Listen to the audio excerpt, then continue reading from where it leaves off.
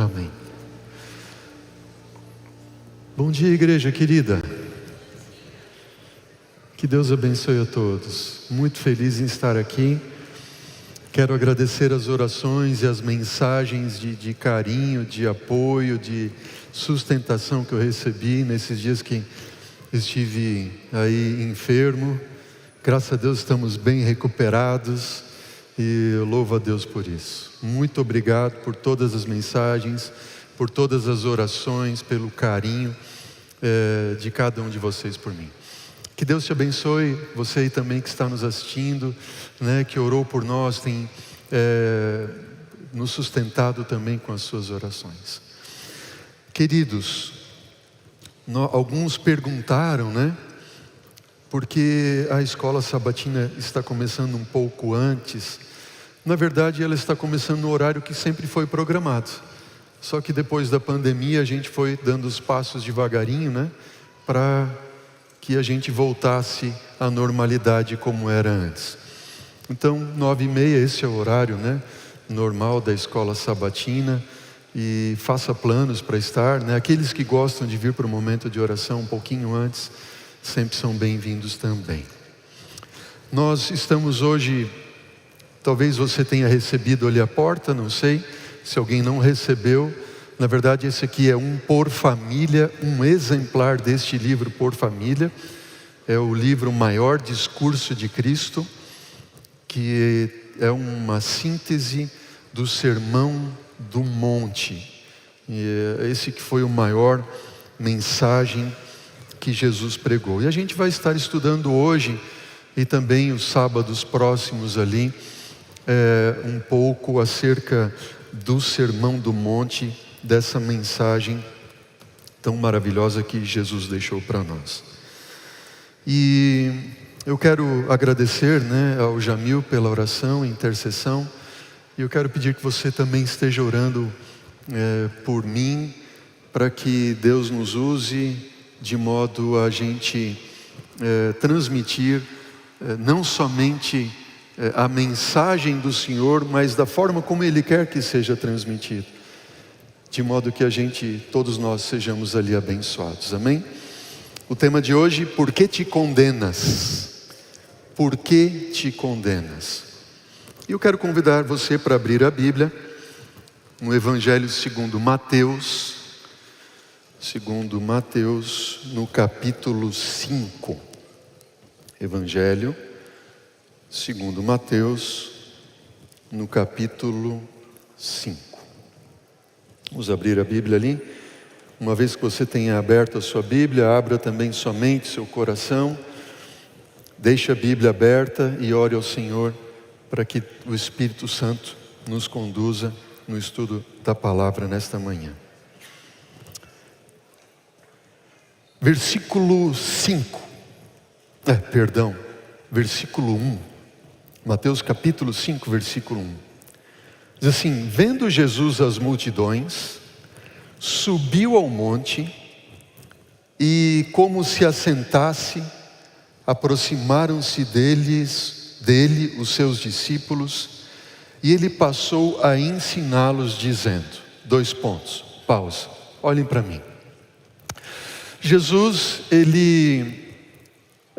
no Evangelho de Mateus, né, o capítulo que antecede, na verdade, o capítulo 4, está falando da tentação de Jesus, quando ele ficou 40 dias no deserto, sendo tentado pelo diabo. E depois da tentação, então, ele volta, ele tem ali alguns encontros com as pessoas, ele vai então até a região da Galileia, ele consagra os discípulos ao Senhor, depois de passar uma noite inteira orando a Deus e pedindo que Deus abençoasse os discípulos. E uma multidão estava a seguir Jesus, pessoas de todos os cantos, de todos os lados, de todas as classes sociais, pescadores, camponeses, pessoas da região, judeus, não judeus, estavam ali buscando a Jesus e assim por diante. E a Bíblia diz que eram tantas as pessoas que estavam com Jesus, que Jesus não conseguia ter acesso a elas, então ele subiu até um monte e ele se assentou. E essa expressão se assentar tem que ver na cultura hebraica como alguém que vai passar um ensinamento muito importante. E Jesus ele começa então a pronunciar aquele que seria o mais importante de todos os seus ensinamentos. E eu vou dizer para você que nesses últimos, podia dizer meses ali talvez, eu tenho mergulhado no Sermão do Monte. E quando a gente lê o Sermão do Monte, Mateus capítulo 5 até o capítulo 7, parece ser uma mensagem assim, até um pouco simples talvez, mas quando a gente vê, é uma mensagem de Jesus que ele está reformulando basicamente todos os conceitos e pensamentos que o povo tinha. Será que esse sermão serve para nós ainda hoje? Com certeza. Quando a gente lê, quando a gente estuda o Sermão do Monte, a gente percebe algumas coisas.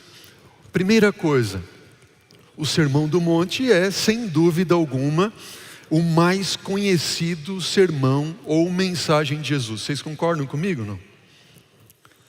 Mas, a despeito de ser o mais conhecido, a mensagem mais conhecida de Jesus, a gente pode também afirmar, creio eu, que é a mensagem menos compreendida e menos seguida. Lamentavelmente. Jesus, no Sermão do Monte, ele revela para nós e como ele espera que os seus servos, os seus discípulos se tornassem e aquilo que ele, Jesus, espera que eles fizessem. Em outras palavras, queridos, no Sermão do Monte, você e eu, nós veremos aquilo que Jesus espera que nós nos tornemos com ele e aquilo que ele espera que nós façamos através dele, com ele e também através dele. Jesus, ele se assentou. Até trouxe aqui essa pequena banqueta aqui para a gente conversar um pouco. Imagina que Jesus se assentou, né? Quando a gente se assenta, é como se a gente fosse ter uma conversa, né? Assim, bem franca, sem outra coisa a nos incomodar, a não ser ter um encontro bem próximo. E a Bíblia diz que Jesus se assentou, e quando ele se assenta, ele começa dizendo para eles o quê? Ele começa dizendo, bem-aventurados. O que quer dizer bem-aventurados? Felizes. Eu imagino, queridos, que Jesus, como que ele estivesse lendo o coração e os anseios da sua plateia, do seu público. Quais eram os anseios da sua plateia, do seu público? Imaginem, sendo eles líderes da nação, como fariseus, ou escribas, ou sacerdotes, líderes, enfim, qual era o anseio deles? Que o reino do Messias seja estabelecido. Então nós venhamos ali a governar todo o império que hoje é dominado pelo Império Romano, e nós então tenhamos enfim as glórias que o Império Romano tem. Então os líderes do povo pensavam, então sim nós seremos felizes. Assim pensavam certamente os líderes.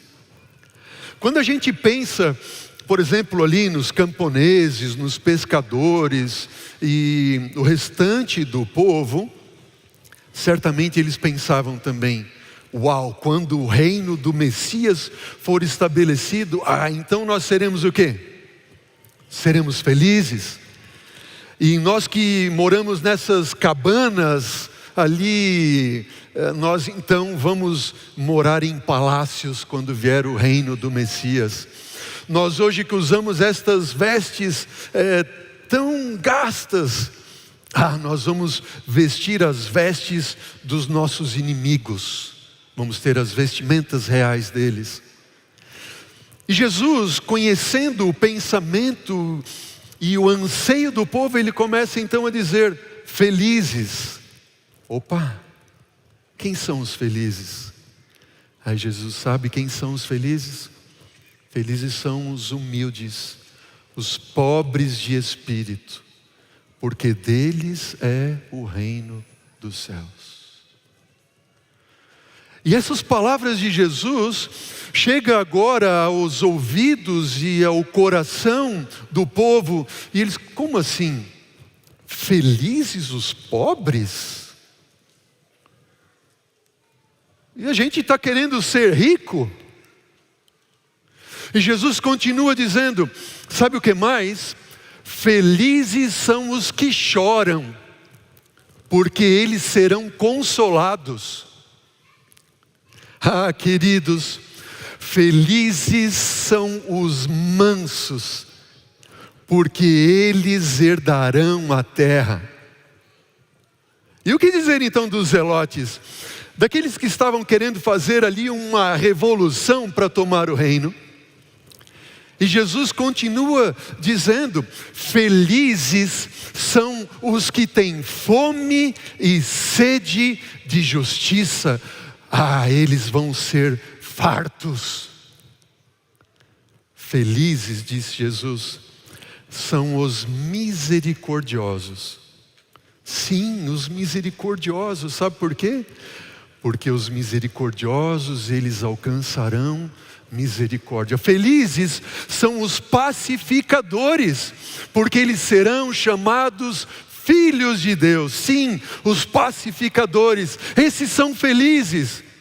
Ah, felizes são aqueles que têm o coração limpo, são os puros, limpos de coração, porque eles verão a Deus.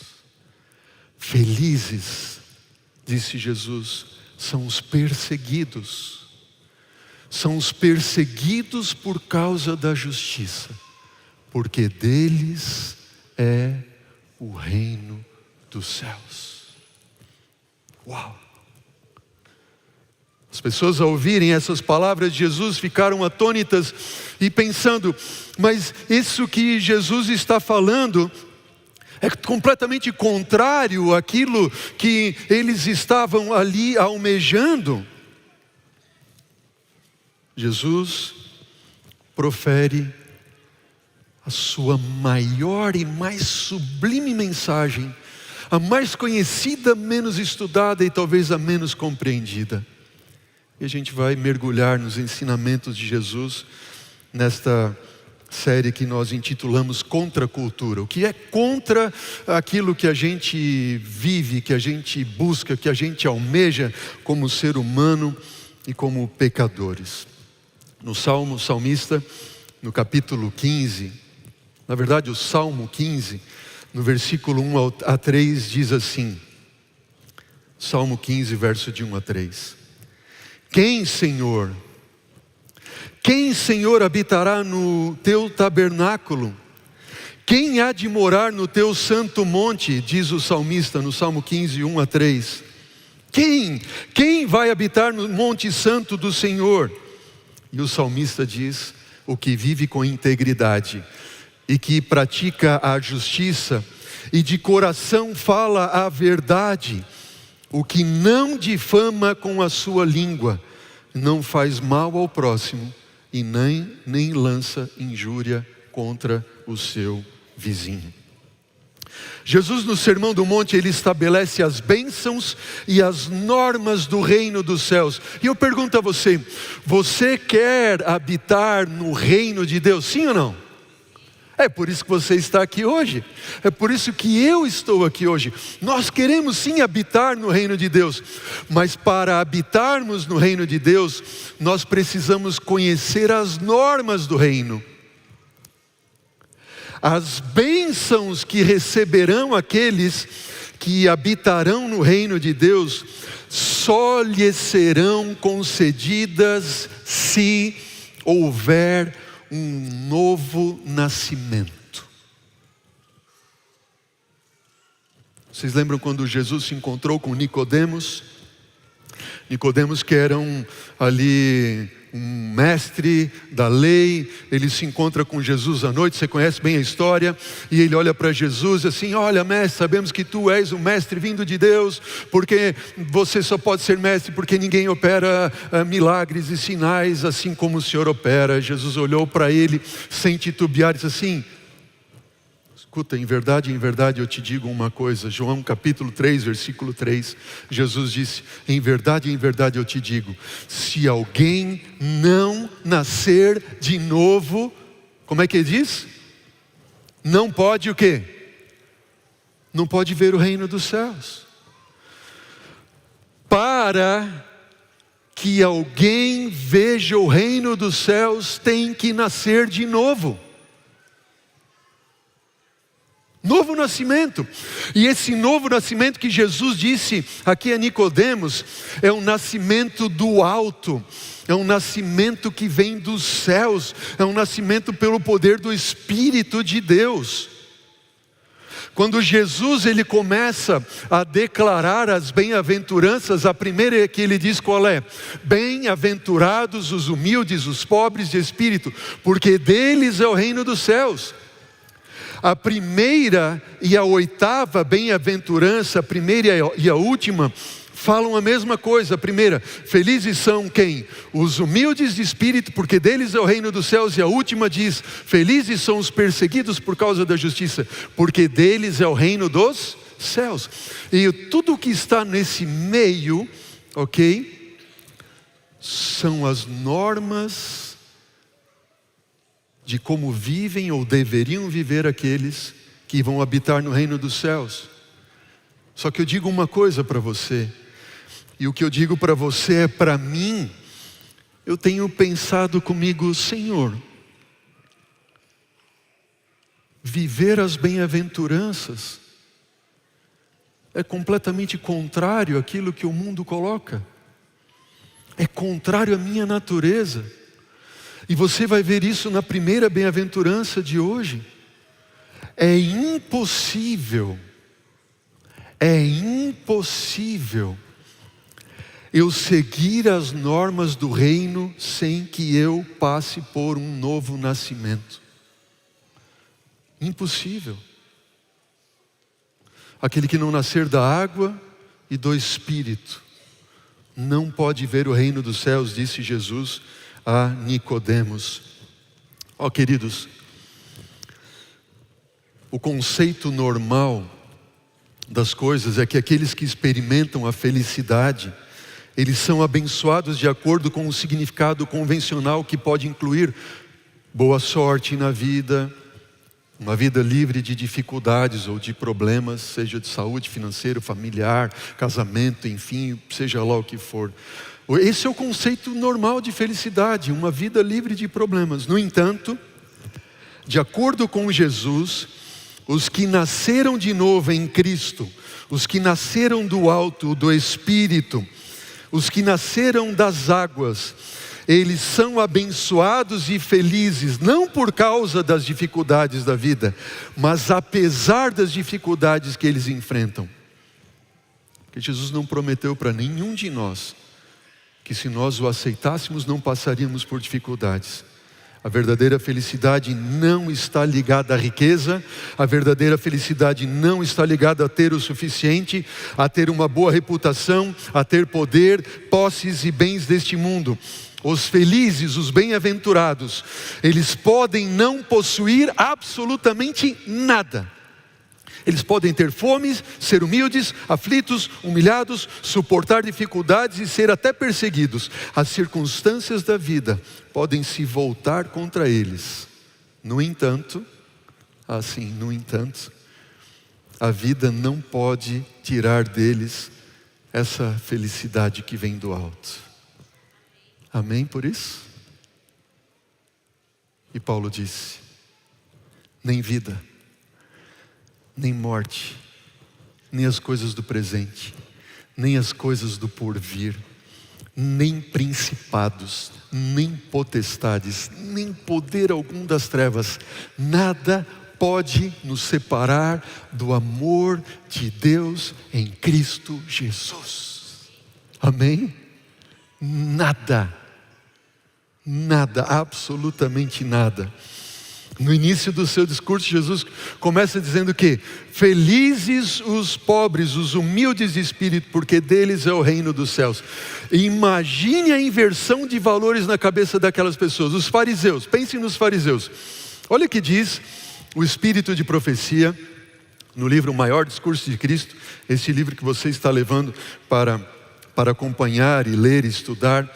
Ela diz o seguinte, Maior Discurso de Cristo, a página 6, diz assim: nos dias de Cristo, nos dias de Jesus, os guias religiosos do povo, eles se julgavam ricos em tesouros espirituais.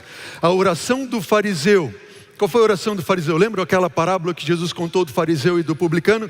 Ele disse o que o fariseu? Ó Deus, graças te dou, porque eu não sou como os demais homens. Esta oração exprimia o sentimento da sua classe, da classe dos fariseus, e em grande parte o sentimento da nação inteira. Você lembra o texto bíblico ali, de Lucas capítulo 18, versículo 10 em diante? Quando Jesus conta essa parábola do fariseu e publicano, ele diz, olha, 2 homens subiram ao templo, com o propósito de orar, um fariseu, outro publicano. O fariseu se colocou de pé e orava de si para si mesmo. Como é que ele orava? Ó Senhor, graças te dou porque eu não sou como os demais homens. Os demais homens são roubadores, eles são injustos, eles são adúlteros. Nem ainda como este publicano aí, Senhor. Graças a ti por isso. Jejuo 2 vezes por semana e dou o dízimo de tudo quanto eu ganho. Orgulho, soberba.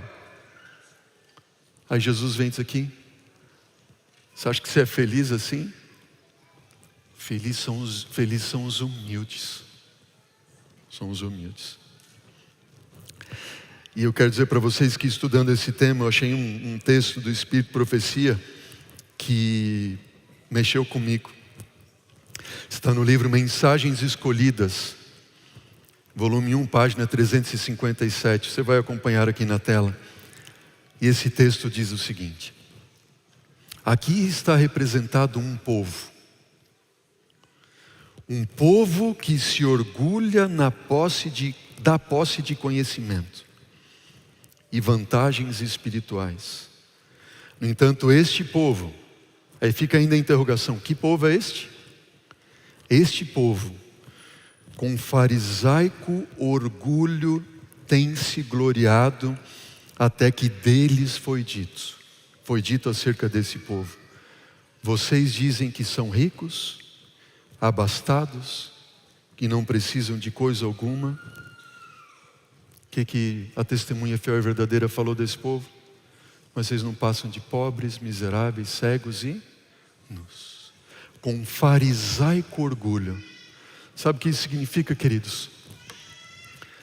Significa, infelizmente, que o orgulho, a soberba que os fariseus tinham, e a gente é muito fácil e rápido em criticar aquilo que eles faziam e o que eles fizeram, é ou não é verdade?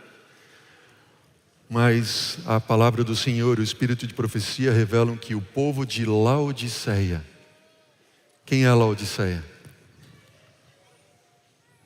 Eles têm o mesmo farisaico orgulho. E aí Jesus vem para você e para mim hoje e diz assim: filhos, enquanto vocês tiverem esse orgulho, vocês não vão ver o reino dos céus. Jesus vem para você e para mim hoje e diz assim: filho, filha, a menos que você nasça de novo, do alto, e se torne alguém verdadeiramente manso e humilde como eu sou, diz Jesus, você não vai entrar no reino dos céus. Queridos, o Sermão do Monte é a mensagem mais importante que Jesus deixou para nós. Mais importante. Deixa eu te perguntar, Você também quer ser alguém feliz, não é verdade? Sim ou não? Só que enquanto a gente estiver neste mundo, Rogério, a gente nunca vai ser plenamente feliz. Porque a verdadeira e plena felicidade só virá quando do estabelecimento do reino de Cristo. Concorda comigo ou não? Simples assim. Então eu quero que você entenda que a mensagem de Jesus e os anseios do povo naqueles dias, quando Jesus se assentou e começou a conversar com eles, são os mesmos anseios e necessidades que nós temos hoje. E aí ele olha para nós como Laodiceia, assim como ele olhava para o povo de Israel e para os líderes que ali estavam, e diz assim: olha, se você continuar desse jeito orgulhoso, pensando que você é rico, abastado, que não tem falta de nada, você está perdido. Só que graças a Deus, o próprio e o mesmo sermão, Jesus ele nos dá a chave de como nós termos uma vida transformada. Quem são os pobres? Quem são os pobres? O salmista diz, Salmo 40, versículo 17. Davi ele disse: eu sou pobre e necessitado, porém o Senhor cuida de mim. O Senhor é o meu amparo. O Senhor é o meu libertador. Não te detenhas, diz o salmista, ó meu Deus. Quem é Deus para você? Eu quero muito nessa manhã, em nome de Jesus eu falo, que essa mensagem seja a mensagem da sua vida. E que você como salmista possa dizer hoje: eu sou pobre e necessitado. Qual é a tua necessidade? É de paz no lar? A tua necessidade é de renovar a esperança? A tua necessidade é que os teus problemas sejam resolvidos? Não sei quais são os problemas que você tem enfrentado na sua vida, mas o salmista disse: eu sou pobre e necessitado, porém o Senhor cuida de mim. Amém? Será que você pode repetir essas palavras? Eu sou pobre e necessitado, mas o Senhor, amém por isso? Você tem fé nisso? Queridos, você pertence a Jesus, amém? Você pertence a Jesus. Deus é o teu amparo, pobres e necessitados. Mateus ele acrescenta pobres ou humildes a palavra de espírito. O que isso significa? Ser pobre de espírito, notem bem, ser pobre de espírito não é ter falta de coragem. Não. O pobre de espírito, notem nisso, por favor, aqui está o centro da mensagem de hoje, para você e para mim. O pobre de espírito é aquele que reconhece a sua própria falência espiritual. Quem são os pobres de espírito? São aqueles que não têm coragem? Não. Os humildes, os pobres de espírito, são aqueles que reconhecem o quê? Diz para mim. Sua falência espiritual. Eles pensam: eu sou um miserável espiritualmente falando. E aí vem na parábola de Jesus do fariseu e do publicano, em Lucas 18, versículo 13, agora em diante, diz o quê? O publicano, ele estava em pé, de longe, e não ousava ainda nem levantar os olhos ao céu, mas ele batia no peito dizendo: ó Deus, sê propício a mim, porque eu sou o quê? Pecador, sou miserável. ele reconheceu a sua incompetência espiritual, sua fragilidade espiritual.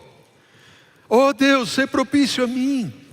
Digo-vos que este publicano saiu justificado, perdoado para a sua casa, mas aquele, o fariseu, não.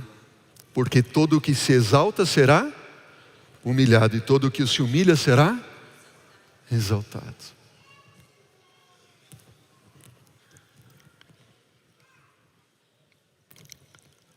Nós temos a tendência, irmãos,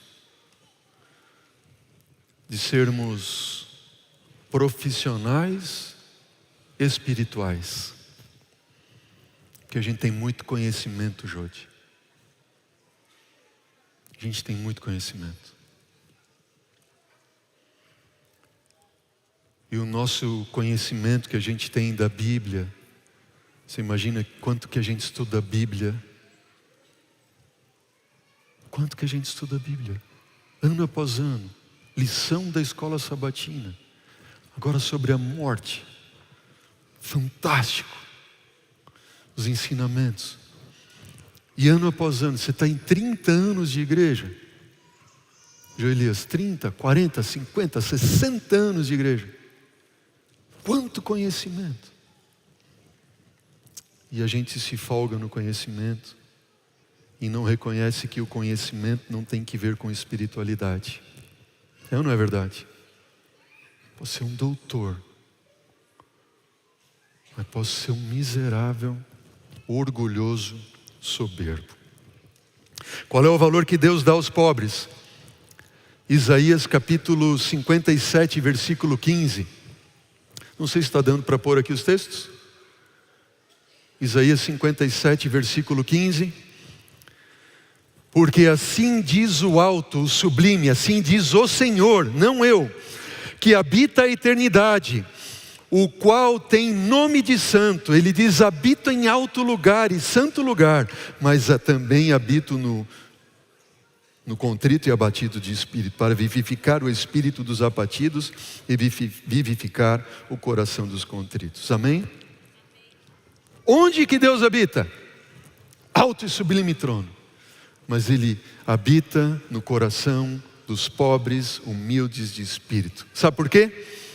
Porque os pobres de espírito, eles reconhecem a sua completa dependência de Deus e necessidade de Deus para tudo. É por isso que Deus pode habitar no coração deles. Porque se eu não sinto que eu sou dependente completamente de Deus, se eu me firmo nos meus conhecimentos, se eu me firmo naquilo que eu sei, na experiência que eu tenho, naquilo que eu sei fazer, naquilo que eu conheço, porque eu sou, porque eu conheço, porque eu já estou nessa igreja há 30 anos, porque eu conheço essa igreja, porque eu isso e eu aquilo outro, e eu não sei o que lá. Deus não pode habitar no coração desse. Porque como Deus vai dirigir a mente e o coração de alguém que sabe tudo?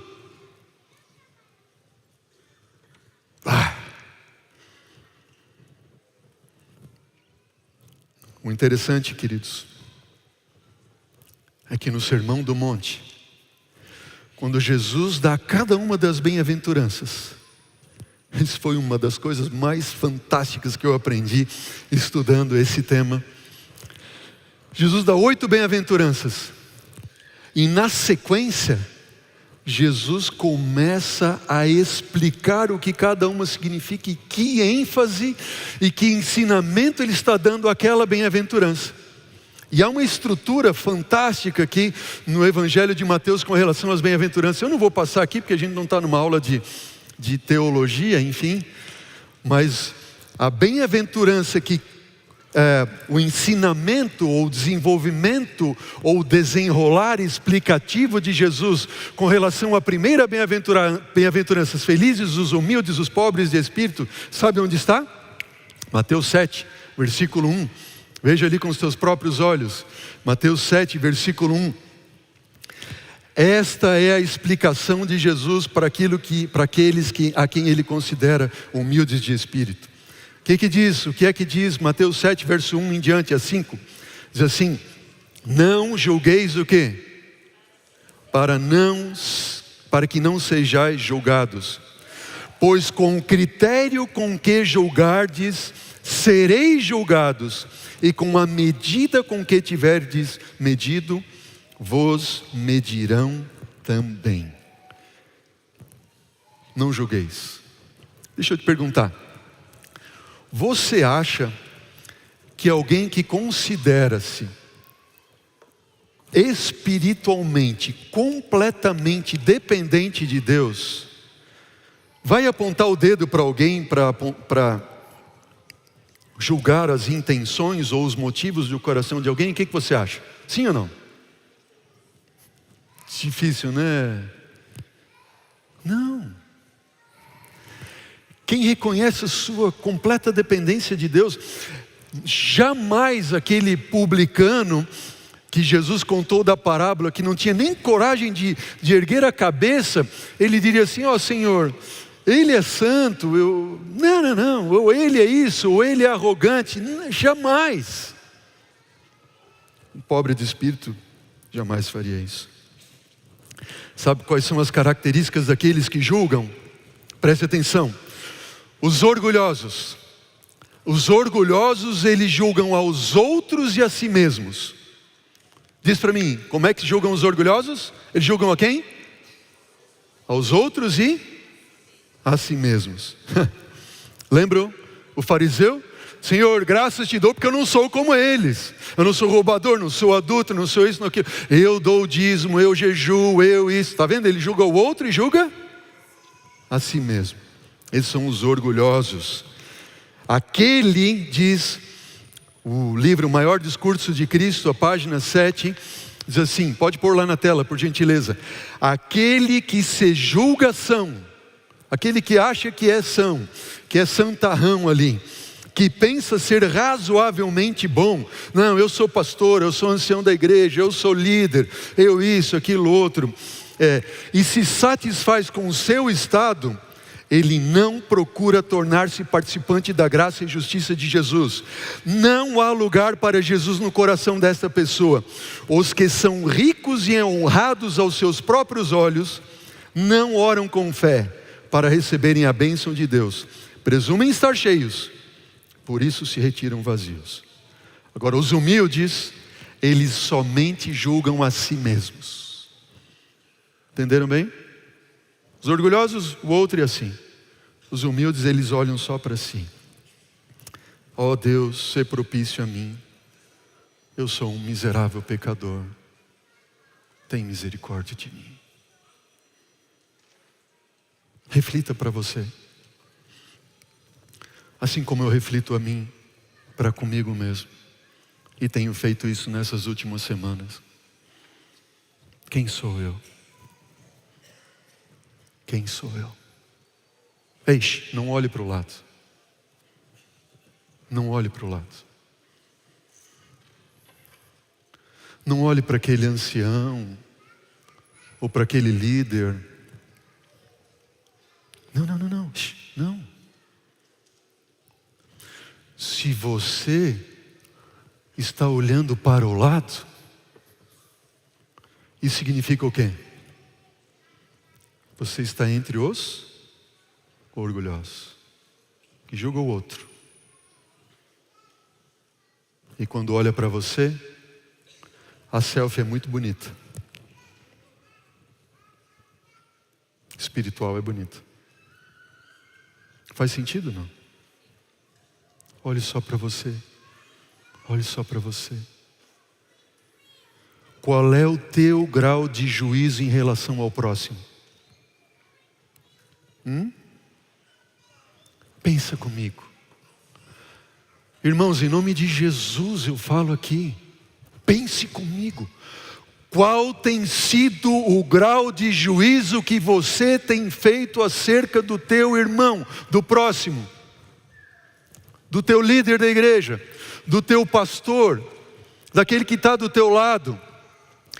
Qual tem sido o grau de juízo que você tem feito daquele que está próximo de você? Se você tem olhado para o próximo, se você tem julgado o próximo, querido, eu digo, pela palavra do Senhor, você está entre os orgulhosos e não entre os humildes de espírito. Diz Filipenses capítulo 2, versículo 3, nada façais por partidarismo ou vanglória, mas por humildade, considerando cada um o outro superior a si mesmo. Aquele que se humilhar será exaltado, e o que se exaltar será humilhado. Jesus nós devemos seguir e ter o mesmo sentimento que houve em Cristo Jesus. Pode pôr o texto na tela, Filipenses 2:5.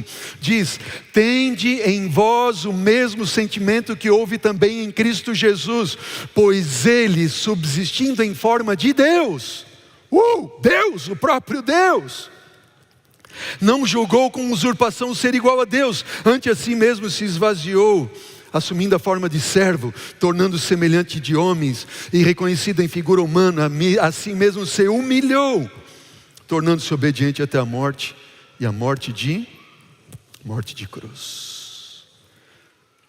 Mateus 7, versículo 1 e 2, não julgueis, para não seres julgados.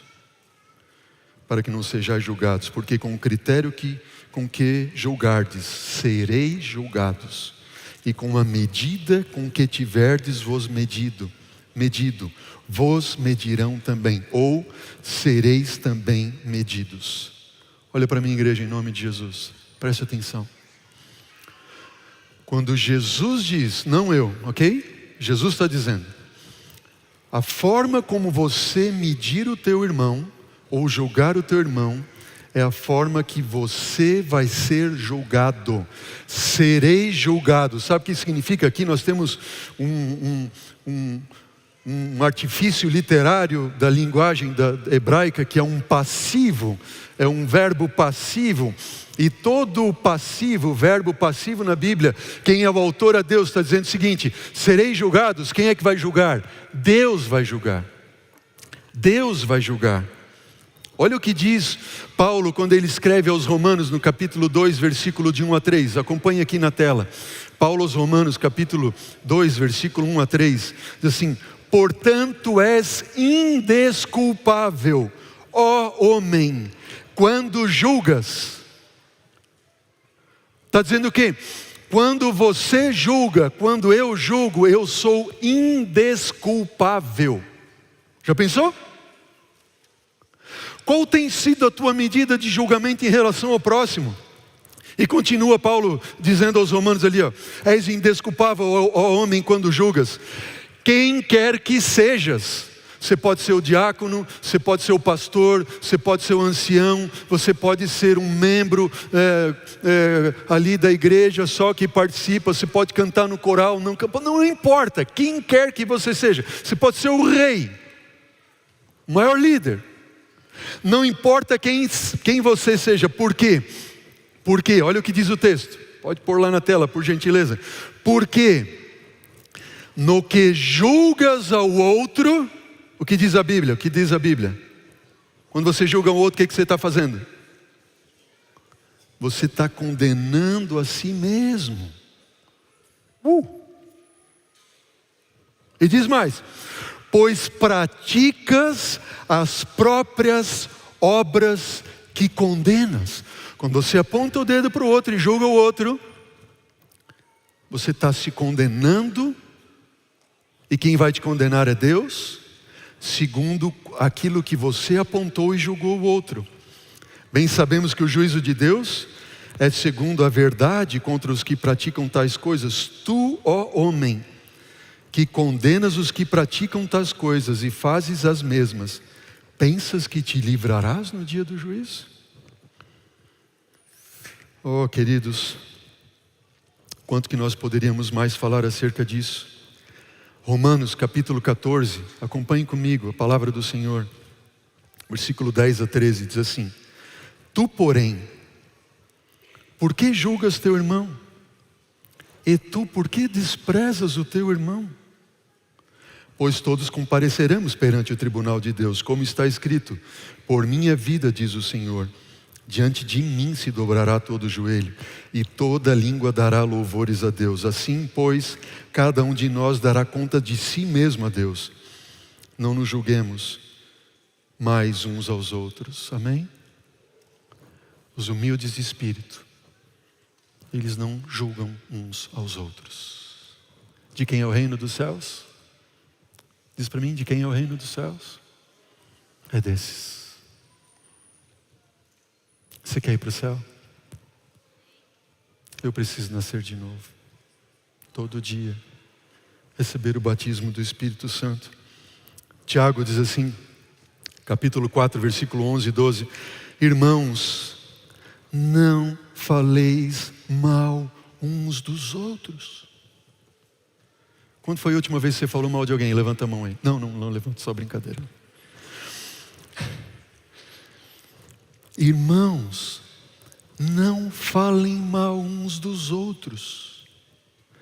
Aquele que fala mal do irmão ou julga seu irmão, fala mal da lei e julga a lei. Ora, se julgas a lei, não és observador da lei, mas és o quê? Próprio juiz. Um só é o legislador e juiz, aquele que pode salvar e fazer perecer. Tu, porém, quem és? Quem é você que julga o próximo? Tiago capítulo 5 ainda versículo 9 diz assim: irmãos, não vos queixeis uns dos outros para não serdes julgados, eis que o juiz está às portas. Quem é o único juiz? Diz para mim. Diz para mim, quem é o único juiz? Deus. Quando você e eu falamos mal de alguém ou julgamos alguém, nós estamos tomando o lugar de quem, igreja? E quem aqui quis tomar o lugar de Deus? Alô, tem alguém aí? Olha o que diz o livro Desejado de Todas as Nações. Diz assim: não julgueis para não serdes julgados, ok? Não vos julgueis melhores do que os homens, que outros homens. Nem vos arvoreis em juízes seus, uma vez que não vos é dado discernir os motivos, sois incapazes de julgar ao outro. Ao criticar o outro, vocês estão sentenciando a vós mesmos, pois mostrais ter parte com... Quando a gente julga o outro, a gente está tendo parte com quem? Alô, alô? Você está lendo ali? É forte, né? Alguém aqui quer ter parte com o Satã? Levante a mão. Para de julgar o outro, os motivos do outro. O Senhor diz: examinai-vos a vós mesmos, se permaneceis na fé, provai-vos a vós mesmos. Olha para você, não olha para os outros. Eis a nossa tarefa: se nós nos julgássemos a nós mesmos, não seríamos julgados. Aí a gente podia conversar um tanto mais.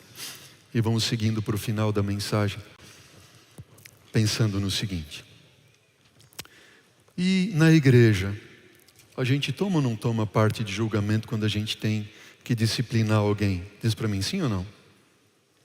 Sim ou não? E como é que a gente faz então?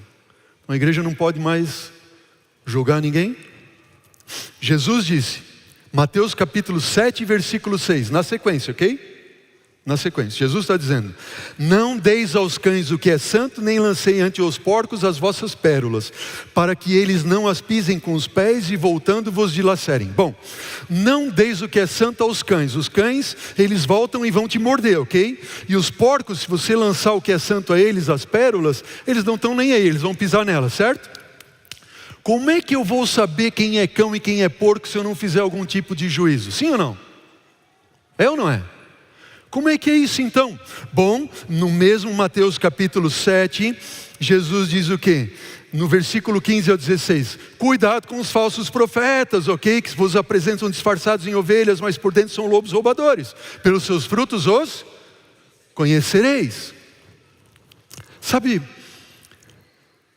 queridos, que Jesus nos deixou claramente, preste atenção, Jesus deixou claramente que aqueles que perseveram em pecado declarado, pecado aberto, devem ser desligados da igreja, mas não nos confiou a tarefa de julgar o caráter e os motivos.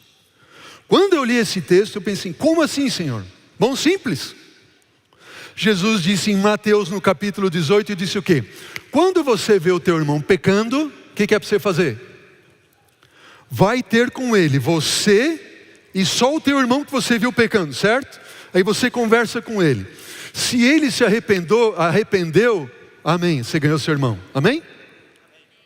Agora, se ele não se arrependeu, então você pega uma testemunha, pode chamar o pastor, o ancião, um amigo, o irmão, não sei o que, ela vai conversar com ele. Se ele se arrependeu, glória a Deus, amém, você ganhou seu irmão. Jesus está falando, se você viu seu irmão pecar, faça isso. Agora, se ele ainda não se arrependeu, sabe o que você faz? Você leva o caso para a igreja agora. E conversa com a igreja conversa com ele, coloca a preocupação para ele. Mas se ele ainda obstinadamente quiser se manter no caminho do pecado aberto, faz o quê? Considera ele como gentil e publicano. Ok? Isso é um juízo condenatório? Ou é um juízo de salvação? Busca ele para salvar, e busca ele para salvar de novo, e conversa de novo com ele para salvar. Mas se ele não te ouvir, você não tem mais o que fazer. E essa pessoa que fica em pecado aberto, ela se revela como um cão ou um porco. Como assim? O cão é aquele que quando você lança para ele a palavra da salvação, ele fica ofendido de tal forma que ele vem para te morder. Ele te xinga e ele te bate. Já o porco, ele pisa em cima e ele não está o quê? Nem aí. Entenderam a ideia ali? Triste, né? Pedro fala sobre os cães e porcos, que diz quando aqueles que abandonaram o caminho do Senhor, uma vez tendo se entregue a Ele, eles se juntaram ali aos porcos. Enfim, é triste quando conversamos com amor com aquele que está pecando em pecado aberto e a pessoa não se arrepende. Os humildes de espírito, eles discernem o erro dos outros para salvar. Os soberbos e os orgulhosos, eles julgam os motivos somente para condenar e se sentir superiores. E Jesus diz que para nós julgarmos o outro, a gente tem que primeiro tirar a trave que está na frente do nosso olho. Então a gente pode tirar o cisco do olho do outro, mas a gente só pode tirar o cisco, e não é errado tirar o cisco, mas é quando é para nós conversarmos para salvar. Agora eu te pergunto, como é que Jesus nos trata, sendo Ele o único juiz? Diz para mim. Como é que Jesus nos trata, sendo Ele o nosso único juiz? O que diz João capítulo 3, versículo 16? Porque Deus amou quem? Ao mundo. De tal maneira, que deu seu Filho unigênito, para que todo aquele que nele o quê? Crer não, mas tenha a vida eterna. Amém? E no versículo 17 de João, capítulo 3, após esse versículo que eu acabei de mencionar para vocês, ele diz assim: portanto Deus enviou o seu Filho ao mundo, não para que julgasse o mundo. Aqui a palavra seria melhor tida como para que não condenasse o mundo. Jesus, que é o único juiz, Ele nunca veio a esse mundo para nos condenar. Ele veio a esse mundo não para nos julgar e nos condenar, mas Ele veio para que o mundo fosse salvo por Ele. Amém? Quem nele crê não é e jamais será condenado, julgado. Diz Jesus no Evangelho de João capítulo 3, versículo 18. O que não crê já está julgado, porquanto não crê no nome do unigênito Filho de Deus. Queridos, por que te condenas? Se nem o próprio Cristo veio a esse mundo para te condenar. Por que te condenas se Ele morreu na cruz para te salvar? E uma das histórias mais lindas para mim na Bíblia é aquela história da mulher que foi apanhada em adultério. E jogaram ela: Senhor, ela deve ser apedrejada. O que é que tu dizes? O que tu dizes, ó mestre? E o que foi que Jesus disse? Também não te condeno, vai, não peques mais, segue teu caminho, segue teu destino e abandone a vida que te fez pecar. Deixa, se preciso, todos teus amigos e jamais te esqueça. Leva Deus contigo, Ele é tua força, Ele é teu abrigo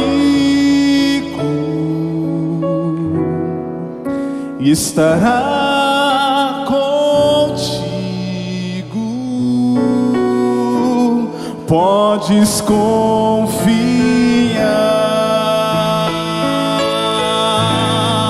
Ele é tua força, Ele é teu abrigo e estará contigo.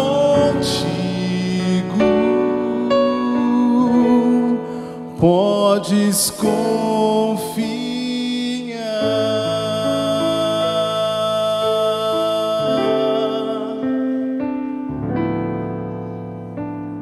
Senhor, não posso compreender o que acabo de ouvir. Tu me conheces, tu sabes quem eu sou e me ofereces teu perdão. Senhor, não posso merecer o que acabo de ouvir. Sou pecadora, no mal já caminhei e me ofereces teu perdão. Senhor, eu te agradeço. Senhor, eu não mereço. Tu me fizestes ver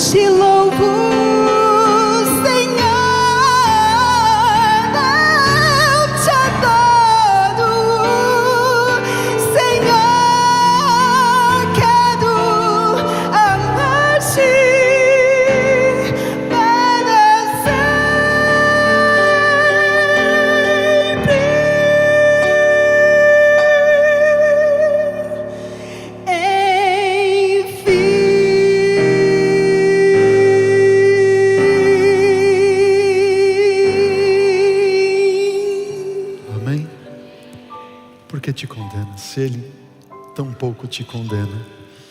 Vamos orar. Senhor, obrigado, Pai, que essa mensagem venha ao encontro das nossas mais profundas necessidades. Precisamos de um novo coração, de um novo nascimento, do alto do Espírito. Ó Senhor, perdoa-nos quando nós julgamos, fomos orgulhosos e não humildes. Dá-nos o Espírito de Cristo, Senhor, para levarmos a salvação, tão somente a salvação e a graça, àqueles que estão sedentos. Senhor, torna-nos mais semelhantes a Jesus. É o que nós pedimos em nome dEle. Amém, Pai. Amém.